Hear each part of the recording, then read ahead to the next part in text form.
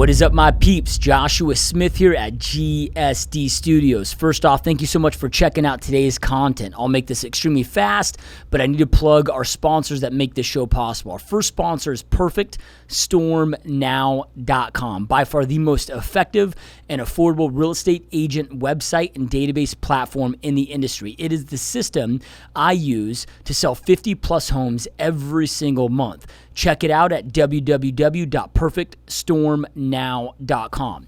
Our second sponsor is my personal 90-day mastery bootcamp, which is, again, my personal real estate agent mentorship program where we spend 90 days together, 12 live sessions. You get daily access to me inside the program. You guys, we go so extremely in-depth. There's nothing that's incomplete about this program. You're going to get all the tools that you need to go out there and crush it inside your real estate business. Make sure to go check us out, www.90daymastery.com. You can watch in-depth videos of exactly what's covered to see if the program is for you. See all the raving testimonials we have from all of the amazing agents and clients that went through the program. So make sure to check us out, www.90daymastery.com. All right, you guys, let's jump on into today's content.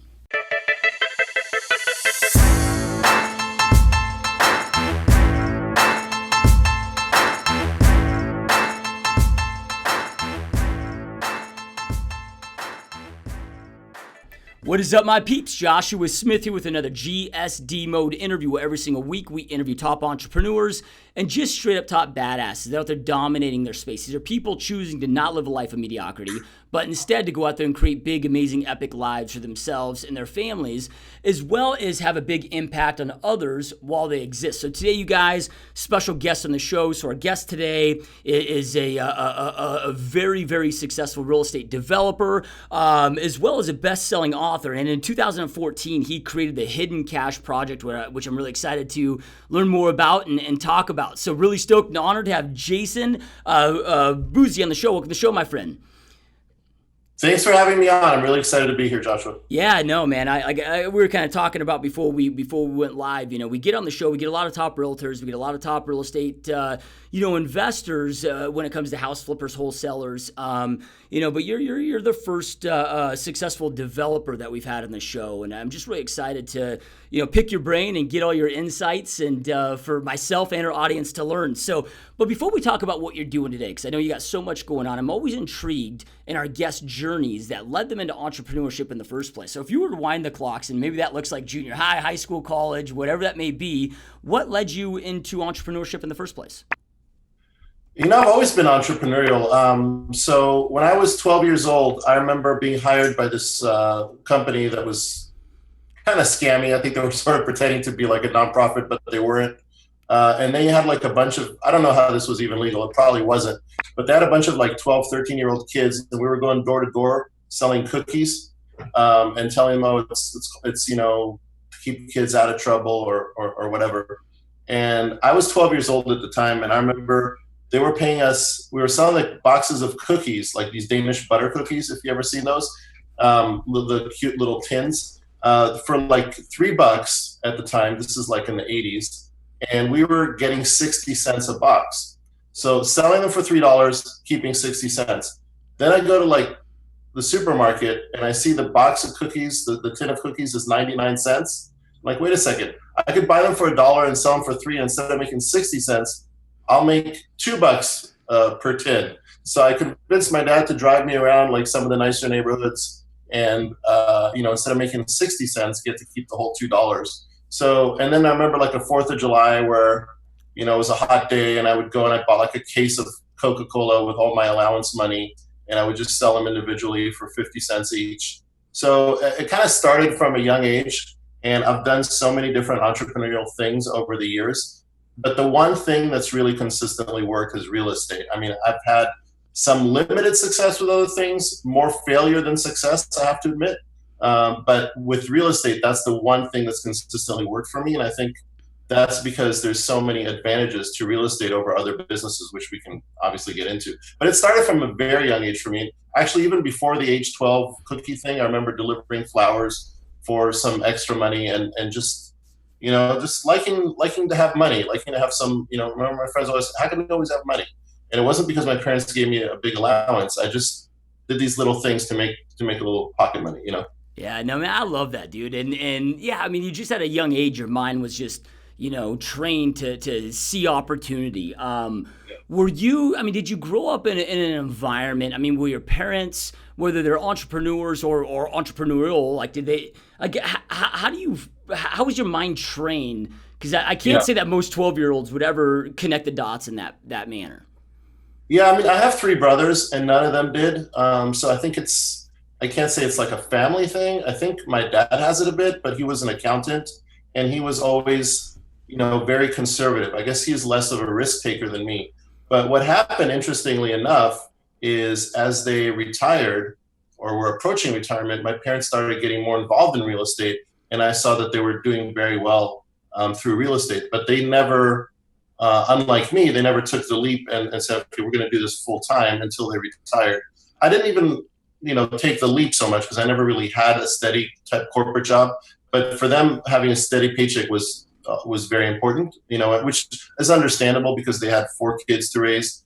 But I remember one day, like 20 years ago, them saying, we went through our numbers and went through our finances, and we realized that even though we've been working all these years, but we bought a few rental properties and, we flipped a couple homes just on the side.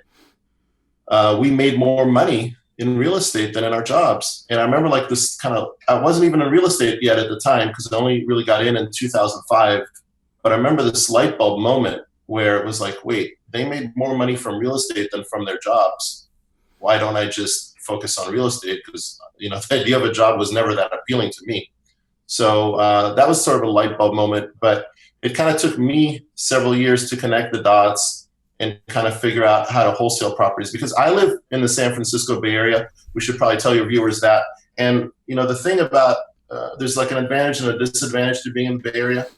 The disadvantage is the average home price. I actually just read an article that San Francisco is $1.5 million. Yeah. In San Jose, it's over 1 million. So when you're dealing with those kind of numbers, it's very intimidating. And as someone who, up until I started doing this, didn't have that much money, it's like, how do I even get involved with this? So that kind of kept me out. But then, thankfully, eventually I figured out wholesaling and how I can make some money in real estate without starting with a lot of money. Yeah. So I love it, man. So, okay. So you've always, since that young age, had this entrepreneur mindset of going out there and creating these opportunities. In 2005, your parents share their experience that kind of plants the seed, the light bulb goes off, and then kind of walk us through that. So you 2005, it sounds like that's when you made the decision of, hey man, I'm going to go into real estate. I'm going to figure this thing out. You don't necessarily know how to yet, but you're going to figure this out. And you start by wholesaling. Kind of walk us through of, how did you get started with that? How did you get started in wholesaling? And then how does that lead to now the developments that you're doing today? So what actually happened was that I was in the mortgage business as just a loan agent. And it was a roller coaster. I mean, rates would drop, people would refinance, the phone would ring off the hook, would be making like 10, 20 grand a month, pretty good money, just doing loans, just doing refis for people. But, the second interest rates went up, Greenspan at the time was head of the Fed, would say something, rates would go up 0.25%, business would just taper off or almost sometimes plummet almost to a complete halt. And I went through that twice. So that was kind of what I spent my late 20s and early 30s doing for the most part. And then by the time 2005 came around, business was dead as a mortgage broker. My savings were pretty much spent. I was even starting to go into debt. But I had a friend of mine that just got his real estate agent's license and was also starting to rehab homes. He had done one and he was looking for more, and he had clients that had money to invest. So I said, can I get involved somehow? Because, I'm unemployed at the time. I have no money. I got nothing going for me, and I don't really want to get a job, and I don't, typical job. Even though I have a good education, I do have a master's degree in economics that I must say I've never used in any practical sense. But I didn't really want to enter the corporate world. Didn't even know if I could. Wasn't excited about it. I needed something though, and so talking to this friend of mine, he says, well, find find an off-market fixer-upper. And I said, where? And he gave me a couple areas. And he didn't tell me how to do this. He just said, find me an off-market fixer-upper, that me and my clients could invest some money in. I said, okay. And I just, I hadn't, the interesting thing is, by the time that your podcast is over, your viewers will know a lot more than I did at that time, because I had never taken any kind of training course. This is 2005, which, doesn't seem like that long ago, but it's before a lot of the podcasts. Yeah. It's before a lot of the blogs, and it's before Facebook. There's so much more information out there today about how to do this. So I didn't really know even that it was cold wholesaling. But I remember when I was in the mortgage business, kind of overhearing an agent talking about putting and or assignee on the contract. So I started kind of connecting the dots and came up with my own way of doing things. Okay, so what am I going to do? I got no money, and I don't even have money for marketing, and I don't really know that much about wholesaling. But one thing that I do have is a lot of time, and definitely had the desire. I just went out and I started networking with agents, and I would go to open houses and things like that. And I said, hey, I'm an investor. I work with a couple other people. If you find any good off-market fixer-uppers, can you please give me a call? And several weeks later, I get a call from this Russian guy, Boris, and he's an agent. And he says, hey, you remember, we met at the open house. I might have a deal for you. So I say, great. So I go, check out the property. And he says, this is an older lady that's moving. She's selling her home. It's actually my colleague's listing. And she wants $1 million. Now, I don't even have $5,000, right? But, I guess I had balls. That's one thing I guess I had was balls, because, a lot of people would be overly overwhelmed. Oh my God, I can't do this, and intimidated. But I guess I had a pair of balls. So I said, you know what, let me offer $950. I mean, who am I? I can't even afford, a used car at this point. But let me offer $950,000. By the way, that house today, it's worth over $2 million. But this is 2005. They counted me back at $975. Oh, and I remembered that I heard that agent say and or assignee, and somehow I connected that meant, okay, I could sell the contract. Again, never taken any class at that point. So I do that. She comes back, $975. They want $1 million out for $950. She counters $975. I accept and then they want the earnest money deposit. Now, the standard earnest money deposit here is 3%. 3% of $975 is almost $30,000. And at this point, I had $2,000 in the bank and debt. So I say, well, give me 3 days to come up with the money. I got to transfer some money between accounts. So they say, okay, you have 3 days. Now, the reality was there was no other account to transfer from, because all I had to my name was $2,000, and even that was borrowed. But now I have 3 days. So I'm hustling like crazy to basically wholesale this property. And, first thing I do is I call my real estate agent friend who told me to do this.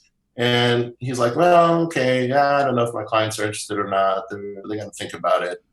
I'm like, oh my God. Okay, what do I do now? I put it on Craigslist. A bunch of people show up. Some of them seem flaky. Then finally on the third day, my friend's clients decide they want the house. I get a check for $25,000 up front. I don't have to wait till it closes. And so there's an advantage to me not having been trained, because some of the things that I trained myself to do are, I think, better than some of what I see being taught out there. So, for example, I got paid up front. I didn't have to wait till it closed. I got a check from them outside escrow, and that's how I've done it ever since. So they gave me a $25,000 assignment fee. That was at that point, and they took over the contract, and they put in the earnest money, and they went and got a conventional loan. So there's several things here that a lot of the real estate gurus teach you to do differently than what I did, but they worked very well for me.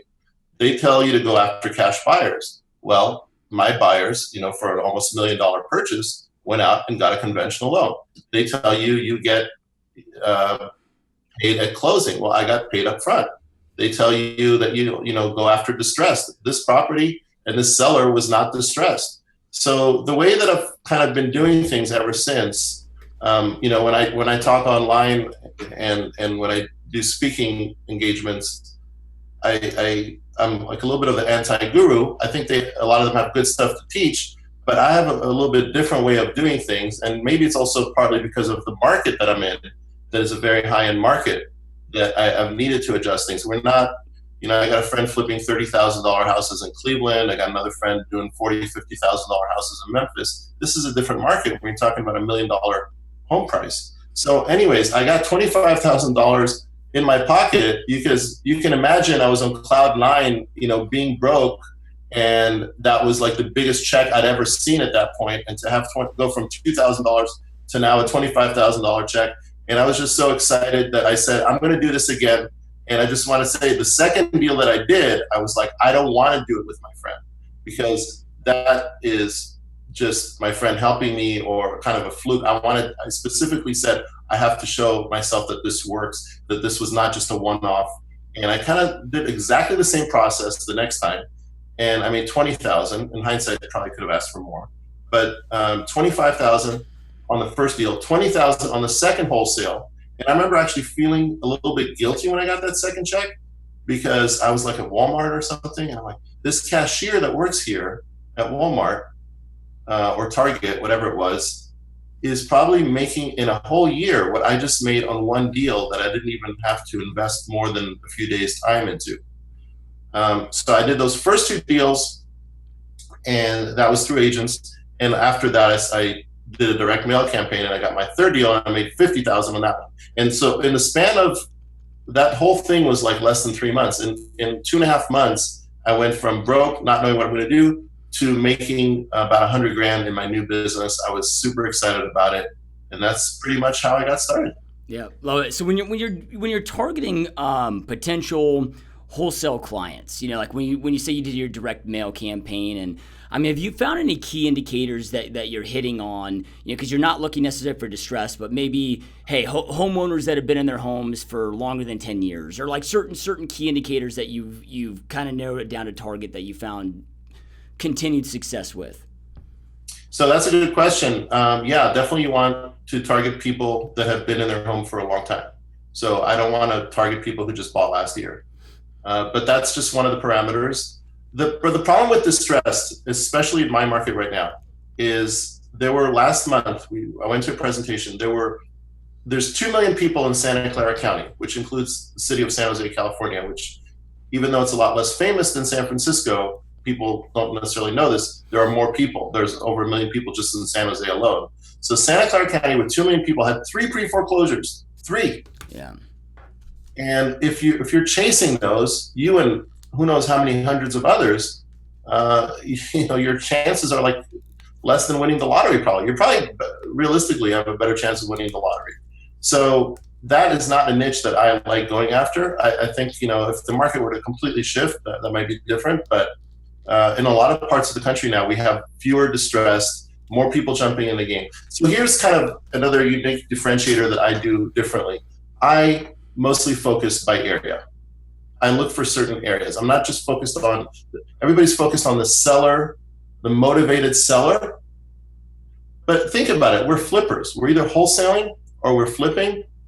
Either way, what's on the other side of that transaction? We're not just buying a property, we're also going to need to be selling a property. So I actually look for motivated buyers. How do you find motivated buyers? Based on areas and property types that have a lot of demand. I've made $500,000 in a few days by finding a property that the demand for was off the charts. The seller was not motivated at all. The seller had lived there for decades and decades, was ready to sell, but I wouldn't define them in any way as motivated, definitely not distressed, very well off financially. Just the time had come, she'd gotten older to move in with her daughter. And the daughter was actually the one that I negotiated with. And the biggest sticking point was that she wanted a 1-year free rent back. And you know what? I gave her a 1-year free rent back. And despite that, I made $500,000 in a week. Yeah. And the reason was that parcel of land she was on an old house on a parcel of land that was in an area that's extremely desirable. I sold it to a developer. They built a luxury home. It's probably going on the market next month, definitely sometime this year. And they're going to be selling for about $5 million. So as crazy as that sounds, I had a motivated buyer much more than a motivated seller. So I think it's a mistake, in my opinion, that everybody's only focused on the seller has to be motivated. No, I want properties that once I get them under contract or once I buy them, I can sell quickly. I don't need just distressed sellers. So that's kind of how I do things a little bit differently. And a lot of my buyers get loans if I'm flipping properties. And we don't go just after cheap houses. I don't only go after expensive either, but I look for areas where there's very strong demand. There's certain indicators you can look at. One of the parameters, yes, is to make sure that they've owned their home for a long time, relatively long time, or they inherited it. It's one or the other. It's not somebody that bought 6 months ago, 2 years ago. It's either the kids who inherited the house or it's the owner who's been there 30, 40, 50 years. Yeah. Yeah. I love that, and I mean, especially with, not just targeting cash buyers. Cause I mean, you just think about it, there's only especially in your area, but really in all areas, there's such a small percentage of people that have that cash on hand, but there's a big chunk of people that can go out there and obtain the loan. Yeah, why would you do something that eliminates most of your buyer pool by saying, if it makes sense if you're selling houses in Cleveland or Memphis that are under 50,000, because banks won't even lend on loans under 50,000. But if you're in an area that you're talking $200,000, $300,000, $400,000 and up, you've just eliminated most of your buyer pool. What business it's kind of like, if McDonald's would say, okay, we're only serving people that have green eyes. You've just eliminated most people. Right. I mean, why would you do that? Right.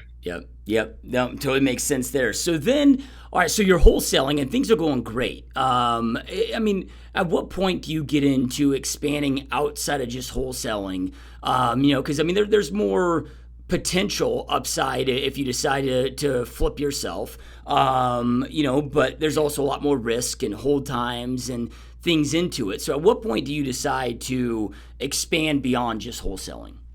I want to say there doesn't have to be a lot more risk, because if you do it right, there doesn't have to be. Like, you can actually have your buyer lined up before you close, get a deposit from them, have a purchase contract with them. You could line up multiple buyers before you close. So you can actually even, that's sort of like a common misconception. I think you can eliminate almost all risk even with double closing. And that has become, and different people argue about the definition. What I'm going to describe is, I call double closing. Some people say it's wholetailing. I don't care what you call it, but you're taking ownership of the property for a short period of time. I don't do a simultaneous closing typically. It's not the same day, but I will close, not rehab, and then sell it like a week or two later. And that's some of my biggest deals where I've made 400 grand, 500 grand have been those double closings. So that was sort of a light bulb moment for me back in, I guess, around 2011. And my business started changing. What happened was that a friend of mine who's an agent actually happens to be the same agent who helped me get started in the business. I found a property, I got it under contract, and market then was just going crazy, like up, and we locked it up. I negotiated, and we split a $25,000 assignment fee. So I made $12,500, he made $12,500. He brought the buyer, I brought the deal. And they rehabbed it and they made 400,000, 400 grand net. And I was like, wait a second, I just made 12,500 to their 400,000. So it's like 30 to 1 what they made. I found the deal. I negotiated the deal. I got it under contract, but I only made $12,500. They made $400,000 on the deal I brought them. Of course, they got the loan, they put the money, and so on. But I was like, something's off here. And I made a new rule for myself, and it took me like about a year to really fully implement this, because sometimes you realize things, but you don't do them right away, whether it's for any kind of mental blocks or whatever that you have, limiting beliefs, fears, concerns. But I made a rule by at some point in 2012, that if I can net, after, of course, paying all costs, if I can net 100K or more, I'm closing. I may rehab, I may sell as is, but if I can net 100K or more, I'm closing on the deal. Now, if you're in another market, you might want to adjust that down, but I would suggest that you have some kind of rule for yourself. I think one of the biggest mistakes I made in the business is thinking of myself as a wholesaler instead of thinking of myself as an investor. And wholesaling is a tool. It's not who I am. I'm a real estate investor. I'm not a real estate wholesaler. I may wholesale. I'm not a real estate rehabber either. I may rehab. Very often I will double close. I'll look at what is this property, forget ARV for a second. What is the property worth today as is? It may be worth $1 million today as is, and I'm buying it for $700,000 today as is. So I just last week closed on a property, if I may give an example of this, that I got for $700,000. That's a 2-bedroom, 1-bath house. And I showed it to an investor in my network. And I said, look, here's comps. You can expand it to a 3-bed, 2-bath house, and it'll be worth about 1.3. So I'm asking $850. So he agreed very quickly to give me $850. So I bought it for $700. I didn't do a thing to it. I sold it for $850. No agent, no commission. So just a few $1,000s in closing costs. So I netted pretty like 140 something. Now you can ask, why didn't I do the work myself on that? Well, I considered it, but it would have been months of work. And I just decided I just rather kick the quick buck. Another opportunity came up that's, I think, just as good, if not better, that would be easier to do in addition to. And that one I am adding to it. So actually a 3-bed, 1-bath, I'm going to turn into a 3-bed, 2-bath. So it's not, there's not a right or wrong answer, but in the old days, I would have wholesaled that property and made maybe like 30 grand. These days I closed on it, I made 150. So, that's basically what's changed for me, is going from a wholesaler mindset to an investor mindset. Yeah, I love that, and I love the kind of internal agreements. So you're not making decisions off of emotions. Right? It's like here's the parameters, and then I'm just going to follow these parameters. I gotta say, once I did that, 2013 was the first year. Just by implementing that 100K rule, I'm going to close if it's 100K or more net profit. 2013 was the first year that I hit $1 million in net income. And it's just increased every year since then. But so that's why I call it now, 7-figure flipping, because I hit that just by following that simple rule. And it didn't take a lot more work, and it didn't take a lot more time.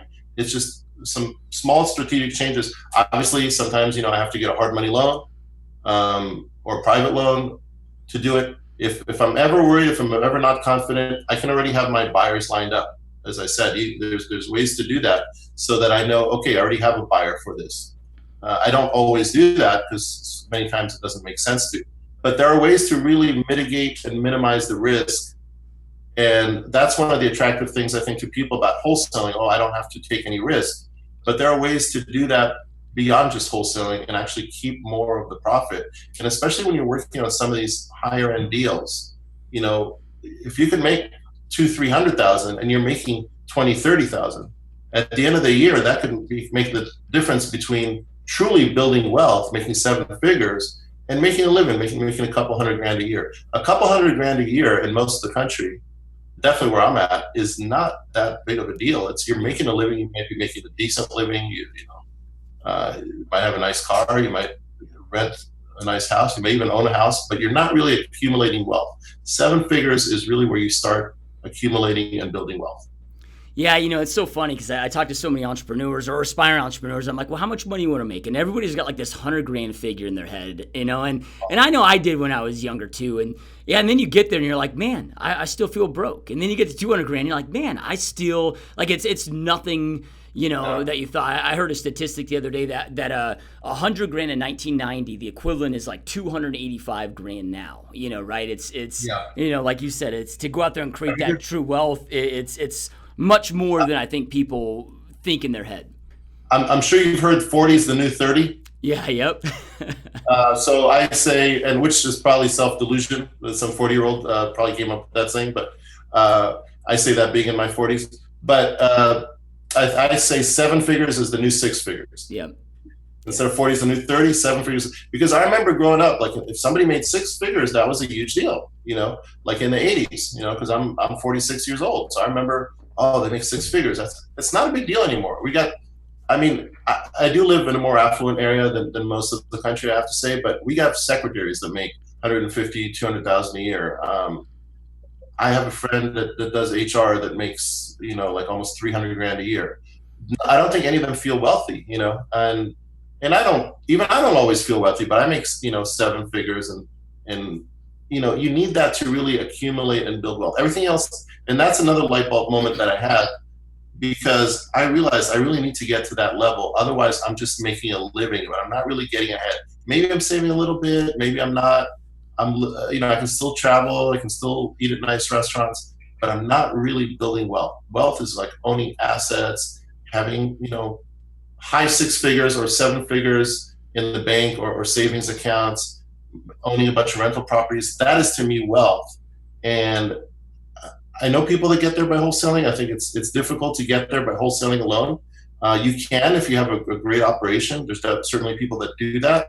But for me, it was by becoming an investor, not just a wholesaler, but by figuring out how to double close, by starting a rehab, by JVing on development deals. Which we've made $2 million on one house, and that might sound almost inconceivable to people, but if you look at some of these areas in Silicon Valley where homes are 4 and 5 million, we bought like the older homes for 1.5. We sold. I mean, we tore down. We built a new one. We sold for 4.5 million, and we netted 2 million. And I didn't get to keep all of that. I partnered on that, but that was a property that I found and brought some partners into it and got a nice chunk of that. So the big money is out there. It takes a little bit of stepping outside your comfort zone, but it's more of a mental thing than like, oh, this is risky. I mean, because there are so many opportunities, and I've seen them in other markets too. I know seven-figure flippers in every market, but they're just going about it in somewhat different ways. But those opportunities are everywhere. They really are. Yeah. So I have to imagine to get these deals coming in on a consistent basis, you've got to be then very consistent with your marketing. So you've kind of talked about the areas that you hit. Kind of talk to us about the consistency of your marketing. Are you still doing mainly just direct mail? What are things maybe are you doing to get these deals? Do you have a database that people go into so you stay in touch long time? Because I've got to imagine, again, to keep that consistent level, you got to treat it almost just like a real estate agent that's trying to get buyer and seller clients. Right? You've got this database, constantly marketing, constantly developing those relationships. It's got to be that ongoing process. This will be very inspiring to much of your audience to hear that I'm not the most organized person in the world, and that I could do a much better job in terms of things like follow-up. But so I have no doubt that's one of the areas that I'm trying to improve in. I have no doubt that there are deals that slip through the cracks because somebody called me 6 months ago and I didn't call them back. I mean, I use Podio, but there's always ways to improve. But what I will say that I've done right is I've always marketed, like you said, a lot and pretty consistently, I would say, and networked a lot. So my two biggest deal sources, just like in those first early days back in 2005 when I was getting started, networking with agents and direct mail. Those have been. Now I started doing pay-per-click several months ago. I just got my first deal from it, and that looks like that's the one I'm doing the bathroom addition to. It looks like it's going to be a good one, so I'm excited about that. And I'm going to keep doing that for the rest of the year and hopefully beyond. But for the past 12 years, it's been direct mail and it's been agents where I've gotten my deals from. And I focus exclusively on off-market. I have a friend now who's starting to change my mind about that, because I've had many people try to change my mind about that, but I just hear talk. But my friend actually has figured out ways that he can get properties that are on the MLS here in the Bay Area and still make money on them. So, and he's definitely in the seven-figure club as well. But I've exclusively tried to find off-market deals where there's opportunities for value add, for either development or just sort of a quick flip or a rehab. And for the last few years, it's almost been 50-50, whether it's from agents bringing me deals that are off-market or my direct mail doing that. Yeah, so when it comes to direct mail, I mean, what can you give us an idea of what that message looks like? Is it kind of just something of, sell your house fast without the headache of having to list it? Like, what kind of a message are you sending out? That's a great question, because in my market, actually, a lot of the things that the gurus teach you doesn't work very well, because I'm not going after the distress segment, and these people tend to be very sophisticated and educated. So it's actually not fast cash for your house. It's not the bandit signs. It's not the yellers. So the way that I kind of portray myself to them and position myself is I'm an alternative to the real estate agent. So instead of having to do all these things and clean your house and paint it and landscape it and stage it and hold an open house and have a bunch of people coming through and reviewing offers, I will just give you an offer right now as is. Let's make it really simple. That is my pitch. So I'm an alternative. I'm not fast cash because they're not desperate. I'm not top dollar because realistically, I'm not going to be top dollar. There's always be an agent, and that's the biggest challenge in my business. There will always be an agent who will throw out a higher number than me. I don't look at other investors so much as my competition. My main competition realistically is the MLS, real estate agents. If they don't sell to me, they're probably going on the market. And that's why it's important that I get to them early. So I'm getting to them when they're just in the beginning of the process of thinking about selling. They haven't yet decided to. They're just in the very early stage where they're starting to think about selling. And I got to them and I met with them. And why would they sell to me? And why would they sell to me for less? I get this question all the time. I built rapport with them. I tell them how easy it's going to be. And they don't have to do all these things that they would have to do if they went with an agent. And then they're like, okay, Jason, all right, so what's your offer? And of course, it doesn't always work, but sometimes we come to an agreement. They are almost never distressed. In fact, the few times that I've bought pre-foreclosures, and I always didn't enjoy the process because it was people who were in such a upset emotional state that they're losing their home. And you almost feel guilty, like you're taking advantage of them. I would much rather buy from a millionaire. Usually, this is what I say.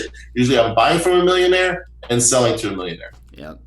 Yep. I love that. So then, the question that I get all the time on the podcast is, because we have a lot of real estate agents that are listening, right? And you are like the dream client for a realtor, right? Because it's consistent, constant deals that we're able to feed you. It's not just a client that's buying or selling every decade. It's like, hey, if I get a relationship with you, Jason, I might be able to feed you a dozen deals a year, year after year after year, or more, right?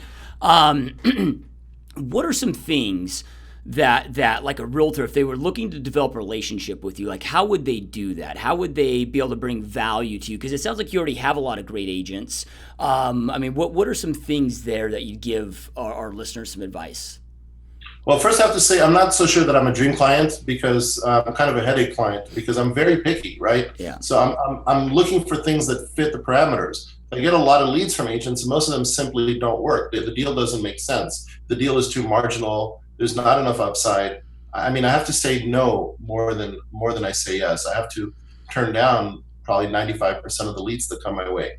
But I'm definitely a repeat client, because if you bring me stuff that makes sense, I will definitely do it. The problem is that most of the leads do not make sense. And this is where people kind of give up and kind of quit, because they just look at a few, they don't make sense, and okay, this doesn't work. Well, you have to build your funnels to generate enough leads to have at least a few a month. In my case, maybe like a couple a month that I'm going to make 6 figures on. But if you're in a lower end market, you maybe want to do 5 or 10 a month.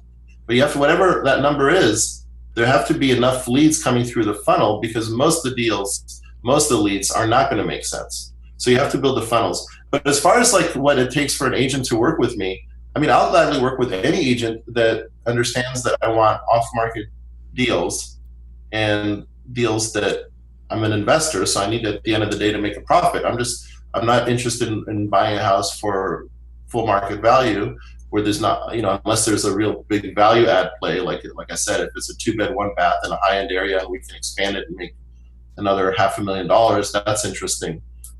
So I'm always open to working with agents, but the reality is that actually most agents don't really think outside the box. And what we're doing as investors is outside the box. So a typical agent, they're used to listing grandma's house and having it painted and staged and holding open house on the weekend and then taking offers, or showing, John and Mary Smith a bunch of 3-bed, 2-bath homes in the neighborhood that they want and in their price range and writing offers. Those are the two things that agents typically do. I'm saying, bring me off-market deals, make sure they make sense, and I'll work with you and I'll list them with you and I'll bring you other business.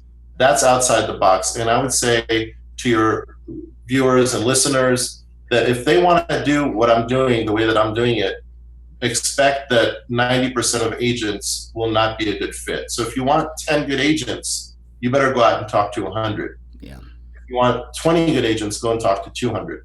Because the reality is that what we're asking them to do is outside the box. We're investors. We're creative real estate investors. We're not your regular home buyer or home seller.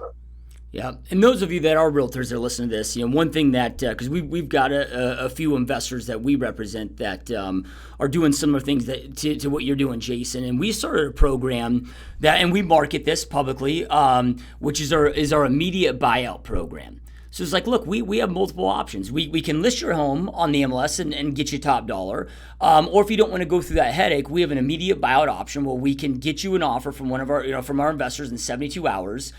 We disclose everything to them, and it doesn't work all the time, but I mean each month we're closing a couple of them, right? So there are ways to do it. And then what's cool about it from a real estate agent standpoint is our marketing that shows that we have that immediate buyout, even though it doesn't work for a lot of people. It definitely makes the phone ring for us to be able to get traditional listings. So it creates a huge win-win, because then I can leverage my investors. Think about it. You go to expireds, you go to FSBOs. Hey, I represent some investors that can have you a cash offer if you're willing to entertain that, right? And there's so many different strategies that agents can use to leverage that. So, talk to us about, because I know that in 2014, you created the Hidden Cash Project that's really taken off. Kind of what is it? How did you lead to it? And kind of walk us through that. So you might remember that earlier I mentioned making $500,000 in a week. And I mean, for me, that was sort of like a pretty mind-blowing moment to have done that. I've had a lot of success prior to that, but I never saw like $500,000 in a week before. And it was sort of like a paradigm shift. And it came after a few very good years. And I just felt like so blessed that I felt I want to give back, but I want to give back in a fun way. I mean, when people talk about giving back, they do charity, and I do that too. And I'm not knocking that. On the contrary, I think that's important to do. But I wanted to really create something fun. And I was talking to a friend of mine about all these different ideas I had. And he said, oh, that's too complicated. Like I wanted to do like almost like a Survivor, the TV show type thing in San Francisco. And every idea, oh, that's too much, too complicated, too many details. I said, you know what, screw it. We were out late one night and I said, what if I just hide money around San Francisco and give out clues, and it could be like a scavenger hunt type thing. And he said, yeah, that could work. I said, okay, so let's do a website, let's give clues. And he's like, no, hold on. Don't do a website, do it on Twitter. Because, you just give short little clues. I said, okay, created a Twitter handle, hold it at Hidden Cash, went to the ATM, withdrew the maximum, which was like $500 at the time, and started hiding $20 bills all over San Francisco. The only thing is nobody knew about it. So the next day I contacted a local blog and I said, here's what we're doing. We're hiding money around San Francisco. It's called Hidden Cash. It's an anonymous project. And they ran the story. I didn't give out my name, but I created an email. And within 24 hours, I'm hearing from the BBC News in London. I'm hearing from French TV, Japanese TV. CBS News wants to have me on anonymously. And then I go to Los Angeles for actually an apartment building, a multifamily conference. And I keep doing it there. And it just explodes. It's on the news. It gathers hundreds of thousands of followers. Nobody knows who I am yet. And a couple of weeks later, I wasn't very careful in staying anonymous, like I was using my real phone number. They figured it out. They put me on Inside Edition. Next thing I know, I'm on CNN with Anderson Cooper. I'm on Fox News. I'm on Good Morning America. I'm on the front page of the Wall Street Journal. And it just kind of went viral. It had over 700,000 followers. I think if it had stayed anonymous, it would have gotten even bigger. I think that kind of people like were more intrigued by the mystery of who is this person. I think once my name was out there, it was a I'm not doing it so much anymore. It was because it was kind of taking up a lot of my time and energy. So I did it for several months. It was a lot of fun. It was 80% positive, 20% a little bit scary kind of experience, because you're just a regular person and suddenly like you're being interviewed and suddenly you're losing your privacy, and you have news vans come to your family's house and come to your tenant's house because your name is on the deed. And those were sort of the negative aspects of it. And you kind of see, it kind of gave me some insight into how the media works and can twist things around and can make you a hero if they want one day and then a villain the next day. But I would say 80% of it was very positive. Got a lot of positive feedback from people. We would hide money at the beach, and we'd have whole families come out in Southern California. We hid money in parks. It just kind of became like this movement, and I got so many nice emails. Of course, there's always people saying, "Oh, why is he really doing this? Is he promoting something, or why isn't he giving it to charity?" But it was just supposed to be a fun thing, and it really was. And I wish I could have kept it going longer and in sort of a safe, sustainable way that's not intruding on my life so much. But it was sort of started usurping my life. Like for 3 months in 2014, I really didn't do any business because it was absorbed by this. So I kind of pulled the plug on it, and I still, have the Twitter account and I write stuff, but I don't really do actively the scavenger hunts anymore. But I would have to say that was a lot of fun. It got me, the book that I just recently published was as a result of that. And, some other nice things like being on TV. It was fun. Yeah. Yeah. So do you think if you would have been able to remain anonymous, you'd keep it going? Was it really just once that leaked out, because it sounds like all the negativity came from that leaking out? Do you think if it was anonymous, or for somebody that wants to do something similar, you think you'd keep doing it if it was anonymous?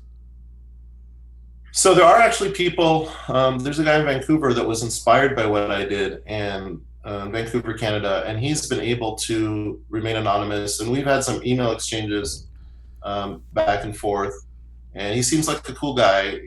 Nobody knows who he is. And he says, I've made some money in business, and I saw what you did, and I was inspired by it. And he still does it occasionally, and tweets about it. And there were many copycats at the time that popped up, and most of them just stopped. And they were trying to, I guess there was one in London, and he quickly had like 50,000 followers, and then after a couple of weeks he stopped doing it. So I'm not sure if they had the right motivation. I don't know if I would have kept doing it or not, because one thing that I looked at beyond just the way things are on social media, they usually have a short shelf life. Like, do you remember the ice bucket challenge? Yeah. Where people were dumping like a bucket full of ice and water on their head, and it was for ALS. Well, that never had an official end date, but it was like everything you heard about for 2-3 months, and then people just kind of stopped doing it and stopped talking about it and stopped paying attention. It raised a lot of money for ALS, which is a good cause, but it just kind of ended on its own. And then you remember Pokemon Go. Yep.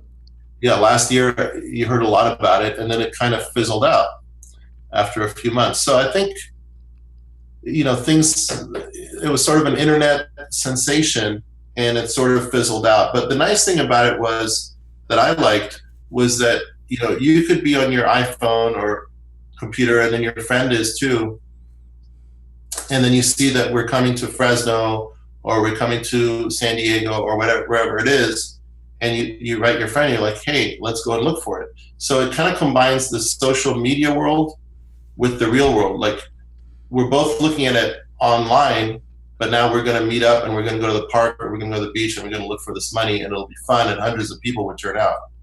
So I kind of like that it was making those two worlds meet. I'm more surprised that nobody's come up with a way to really turn something like that into a business. I noticed actually that somebody was trying several months ago in San Diego. If you Google that, they were trying to do sort of a Pokemon Go hidden cash thing. I was contacted at the time by Hollywood studios about making a TV show that didn't really happen, and I didn't really pursue it. I had some meetings. It was interesting. They, it's sort of like, I think they wanted to see, does this thing have really long legs where it's going to keep going? And I wasn't that interested, especially when I found out how little they pay. So I just, for me, the most practical thing from just a practical sense, just to focus on my real estate, business. And I had this fun experience, and it was what it was, but I just, glad I had the experience, and then back to business, back to making money, flipping houses and developing real estate. Yeah, love it, man. So, but you said that it also led to writing the book, right? So, kind of talk to us about the book. I mean, what's the book about? And yeah, I mean, so again, this kind of crazy experience you went through led to that, and yeah, and I know how busy you are. Writing a book isn't. Yeah, I don't think people. I haven't written a book, but I've spoken to numerous publishers about it, and I don't think people really understand what it takes to write a book. Yeah, I mean, the hard part actually for most people will tell you is not the writing, but the editing. Yeah. Because you know a lot about what you do. I know a lot about what I do. I can easily speak for hours about it. I can easily write pages about it. But then you have to make the decision. And actually, directors will tell you this too about movies. It's like, what did they cut out and what did they leave in?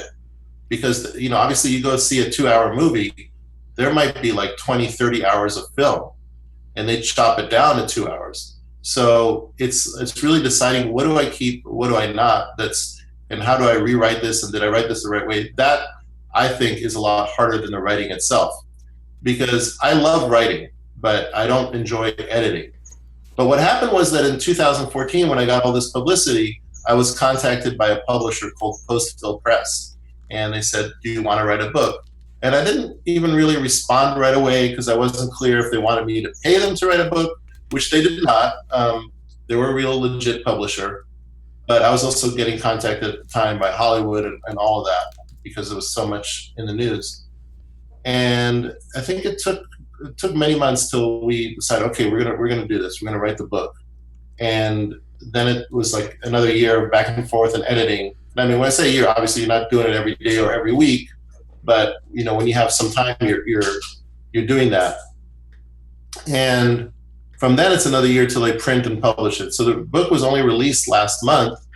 So you can see that it's, from the first contact in 2014 to the actual publication, it's 2017. It's a lengthy process, which, we could maybe shorten it to a couple of years, but there's a lot of lead time with these things.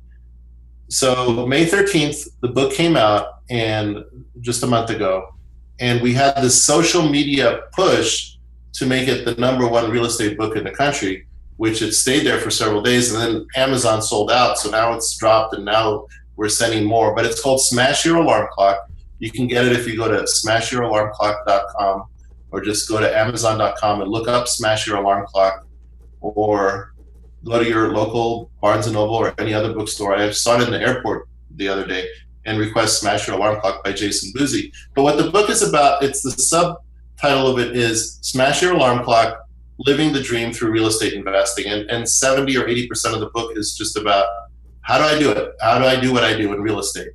And what are some tips that you can use as well?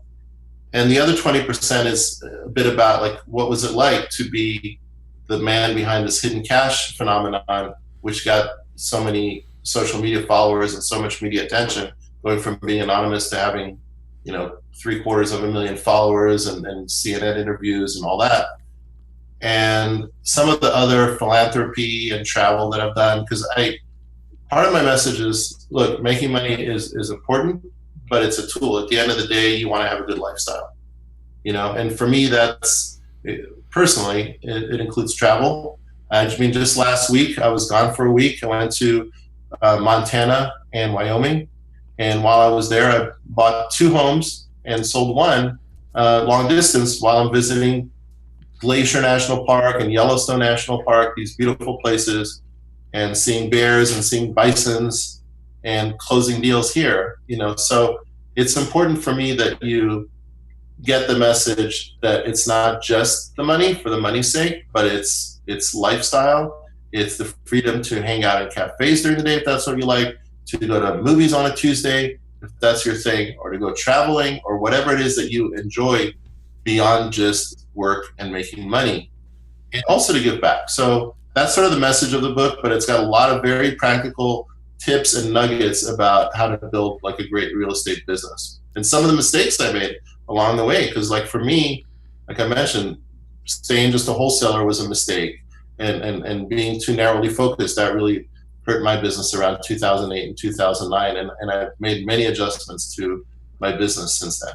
Yeah, love it. And those that are watching and listening, wherever you are, we'll have a link right below where you can go pick up Jason's book right away. I know also you mentioned before we started this that you had some free reports that you wanted to be able to give out to our listeners. What are those reports, and then where's the best place to contact you to get access to those? Yeah, absolutely. So it's 2 free reports. One is some more real estate tips on doing even better, stuff that I wrote after the book was written. And the other one is about some other great businesses that I think are now great opportunities outside of real estate. Like maybe real estate is not for you, or you want to try something else, or you're tired of real estate. So there's 3 other businesses that I identified and know people that are doing very well doing those things. And for me, I've decided, okay, I'm just going to try to stay focused on real estate. But if I wasn't, I mean, when you meet somebody and they're making $2 million a year doing something, that's, for example, a service that I couldn't even hire somebody to do because they're so busy. And then I ran into somebody and they're making $2 million a year doing it. Then I say, okay, that could be a good business. So that's in the reports, and then some other real estate strategies. So if they can send an email to booziesbook@gmail.com, that's BUZISBOOK, just like my last name, booziesbook@gmail.com, and just show like a receipt that they bought a copy of the book, whether they bought it on Amazon.com, again, it's called Smash Your Alarm Clock, or whether they bought it in a bookstore. Just send the receipt to booziesbook, BUZISBOOK@gmail.com. They'll get 2 free reports. Yep, love it, love it. So yeah, go guys. Like I said, we'll have a link right below to go get Jason's book, and then we'll have a link to his Gmail. So like he said, just show a screenshot that you bought the book and get those reports. Yeah, I mean, it's, I had a guest on the show the other day that also got his start in real estate investing. But then, he's got some other side businesses. Like him and a buddy were just having a couple beers one day, and then they're talking about the emojis and the popularity of all these emojis. And they just went out there and like, they created these emoji stickers, and now they're in every Urban Outfitters and making all this money selling emoji stickers. There's like you said with that second report, there's so many other ideas. It just sounds like you're really good at training your mind to connect the dots, and I'm guessing that's what that report kind of is how do you connect these dots to go out there, and I mean, there's no shortage of money. There's no shortage of ways to create that money. So I think that's awesome, man. I love it. So with all that being said, I'm curious with where you're at right now, because we find so often that good becomes the worst enemy to greatness. With all the investments that you have and rental properties that you have, I mean, you're a guy that could just take your foot off the accelerator and just be like, hey, man, things are good enough. I'm just going to relax for a little bit in life. And I mean, what keeps you not accepting good enough and always going for greatness in your life? I think, there's people that look at others who are successful and they think, oh, I could never do that. And maybe it's arrogance, but I'm the opposite. So I'll look at somebody who's making 10 million a year or 100 million a year, and I'll say, well, I should be able to do that too. And, again, maybe it's too much self-confidence, but probably not too much. I would argue that most people suffer from too little self-confidence rather than too much. So that motivates me when I see somebody that's doing so much better than me financially, and I'm doing well, obviously, but there's always going to be somebody more. I think, why don't I strive to that? And then, people have their why, and I'm going to share something a little bit personal. I don't have any children, and for a lot of people, their why is their kids. So my why is sort of the reverse. My why is my ancestors. And I look at the opportunities that I have today, they could not have even dreamed of, right? The age that we're living in, the opportunities we have, that all of us can be self-made millionaires and have tremendous wealth and can travel the world, something that was beyond people's imagination. People didn't leave their town or their village, 100 years ago. And we can go to any country, any continent in the world. Like, we just buy a plane ticket and go. I could be in Australia, like in a couple of days, or Africa or Europe. And I can live in whatever house I want, whatever city I want, whatever state I want.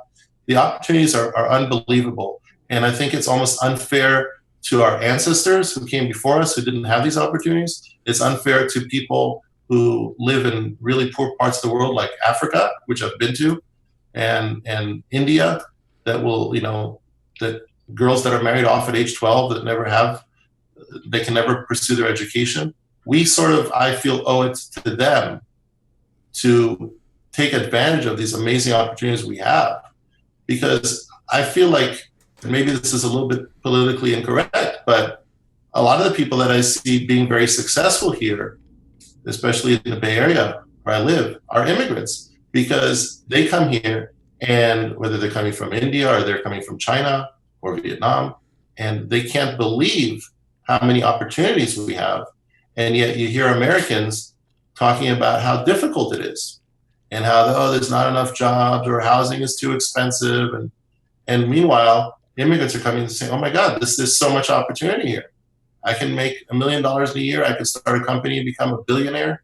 And it's a mindset thing. So I feel like it's very important to realize how blessed we are, and to take advantage of the opportunities that we have here, because we are really one of the most fortunate generations that ever lived in the wealthiest country in the world. We are so, if you go back 100 years, 200 years, wherever your ancestors came from, they didn't have a fraction of the opportunities that we do. So I feel like we owe it to them, in a way, to make the most. And of course, people that have kids, they have another why. Their why is their kids. I don't have, like I said, I don't have any children, but I still have a pretty big why. At the same time that I just said that, not to conflict with it in any way, but I think lifestyle is very important. I don't want to just work and make money. Part of the opportunities that I have is that for me, I love traveling. So part of the opportunities I have is traveling the world. So right now, I'm planning to take a sabbatical next year, but I'm trying to figure out, okay, who can I hire for my business? Who are the right people that I can put in place? So a lot of people, we didn't really get to touch on this, but a lot of people that I know that are sort of in the same financial status as me, one of the differences between me and them is I'm sort of a solopreneur. Yeah. So I'll go and I'll meet with the seller. I'll talk to the seller. I'll go see the house myself. A lot of people that I know have teams of people, and they'll have like a lead manager who'll take all the calls, and they'll have an acquisition manager who'll go to the appointment with the seller and try to negotiate and get the property under contract. And they'll sometimes even have a disposition manager to sell it, the property. So many people have teams, and I've always done it by myself, partly because I don't do huge volume. Like, I don't do 100 deals a year. I do 20 deals a year, but I make 6 figures on most of them. But they have a different type of operation. So now I'm adjusting it a little bit, because next year I really want to take some time to travel the world, which is something that I enjoy doing. I want to go to Australia, I want to go to the Caribbean, I want to go to Mexico, and I want to go to Europe. And I don't want to have to not make money while I'm doing it, other than my rental income. I'd like to still flip houses, but do it remotely. So I know people doing that, and I'm trying to put together the team. So again, there's absolutely no contradiction between I'm saying, like, take advantage of opportunities, but part of that opportunity that we have today is that we can have a great lifestyle. Like, we can make $1 million or more in a year, and without having to work 14 hours a day, and without having to have a boss. So that's part of what I'm saying. Like, we're blessed to have that, and if we don't take advantage of it, it's not fair to all those people who came before us who didn't have a fraction of those opportunities. It's not fair to all the people who live around the world who, if they had like 1/10 of the opportunity we have, it would be like a dream come true. I feel like we owe it to them as well as to ourselves. Yeah, that's powerful. I've never heard it framed that way, and yeah, I love it. And maybe that's the title of your book, "Smash Your Alarm Clock." There's some correlation there because it gets to a point where, hey man, if you choose to sleep in, like Yeah, that's a selfish act. Right? I mean, you could be going out there creating so many opportunities yeah, on so many other lives that it's yeah, I love that. It's powerful. Um, yeah. so those that are watching and listening to this podcast right now are here because they want to do really exactly what you've been talking about this whole time. They go out there and create the life they know they want and deserve, and not just exist to pay bills and die, but to go out there and Right. actually live life. Do you have any? I know you've already shared a ton of great information, but do you have any last words of advice or inspiration you'd like to leave our listeners with so they can do exactly that? Yeah. So I think I would really. I went to a real estate meeting, and we had a speaker last month, and I liked how he divided the country. He said like there's basically two markets, right? There's sort of like your buy and hold markets, and then there's your high price flipping markets, right? So I have a friend here who lives in San Francisco and does virtual wholesaling in Memphis, and he makes maybe 7 to 10,000 per house, but he does more volume than me, and he does well at the end of the year. I really want to emphasize once again that I think your goal should be 7 figures. I really want to emphasize that because I think you're right. You don't just exist to pay bills and die. You want to build wealth for yourself. You want to build financial freedom for yourself. 100, 200,000 a year, you're making a living. Even if you're in a cheaper part of the country. So it's okay. So you bought a house, in San Francisco, 200 grand a year, you can't even buy a house, my friend. You can't even buy a house making 200 grand a year. You need like 400,000 to buy a house these days, with the average house price being 1.5 million. But even in another part of the country, like that is not wealth. Your goal should be 7 figures. And I encourage you to join also my Facebook group called Living the Dream. And I think there's a few groups with that name, and you'll see but look for the one with the logo of a smashed alarm clock. So, which goes with the title of the book. And the funny story by the way, the smash your alarm clock. Can I tell that story real Yeah, quick? of course. Um, last year, my wife, who's an attorney, was able to quit her job and join me in my business full time.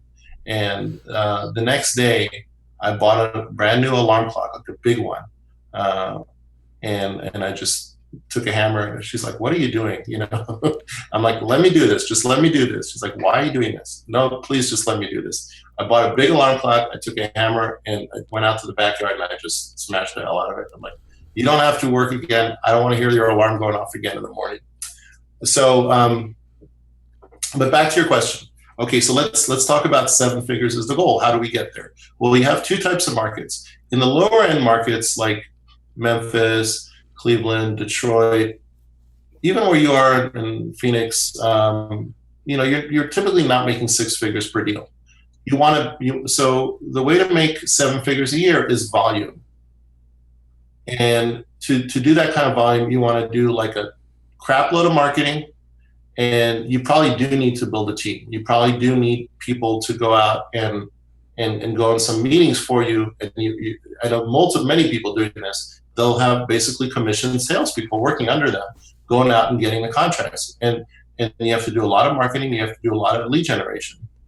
And that's the way that you're going to need, like, if you're making $10,000 a deal, I mean, just doing the math, you're going to need at least 100 deals a year to reach the $1 billion mark, right? For me, I make about 100 grand a deal.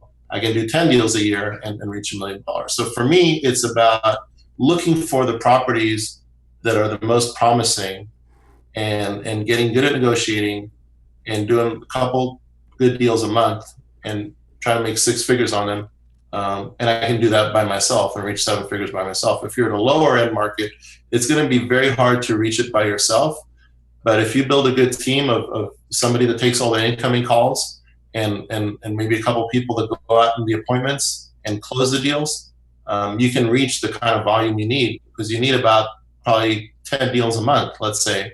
And now you have a 7-figure business. So you got to get good at hiring people. You got to get good at training people. That's not what I teach, because that's not where my focus is. My focus is on doing 6-figure deals, but there are plenty of places that you can learn that. There are plenty of people teaching how to build that kind of business.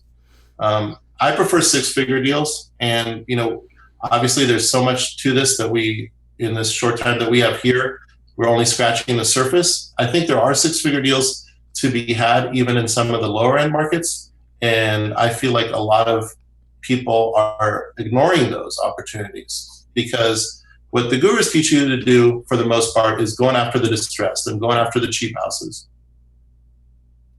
I have a friend in your neck of the woods that just made 400 grand on an apartment building, right? Yep. There's a lot fewer people that know how to wholesale an apartment building. There's a lot fewer people that know how to do. I got another friend in Seattle, just made 400 grand wholesale fee, didn't even have to close, $400,000 on a development deal. And there's a lot fewer people doing that. And so it's a lot less crowded, and there's great opportunities, but there's also a lot fewer people teaching that.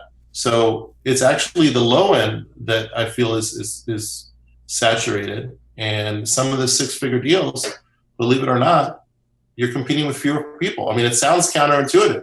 Like, you would think where there's a lot of money, there'd be more competition. But because the way that this business is taught and the way that this business is done by most people, there's a lot more fast cash for your crappy house and a lot less, okay, here's a high-end development opportunity. A lot fewer people going for that. So that's sort of in a nutshell. But again, if you're doing lower end deals, smaller deals, 5-figure, 4-figure checks, 5-figure checks, you want to build a really good team. If you're figure out how to do 6-figure deals, either by being in a market like mine, or because you figure out the development and the commercial opportunities in a different type of market, you don't need as big of a team. You just need to get really good at negotiating. You still need to market a lot either way. Either way, there's certain things you need to get good at, which is, I would say, primarily 3 things: marketing, networking, and analyzing deals. Those are 3 things you need, because you need to know what's the deal, what isn't. You need to market aggressively. I don't know anybody these days that's successful that doesn't market a lot. And you need to network. Like one of the things that gets me with the gurus is they talk a lot about build a big buyer's list. I never had a big buyer's list. I don't want a big buyer's list. I can put some ghost ad on Craigslist now and say there's a cheap house, and within like a day, I'll probably have 100 buyers. But I'd much rather have 4 or 5 relationships with people that I know and trust, and they trust me, and I know they're legit. I'd rather have a small people.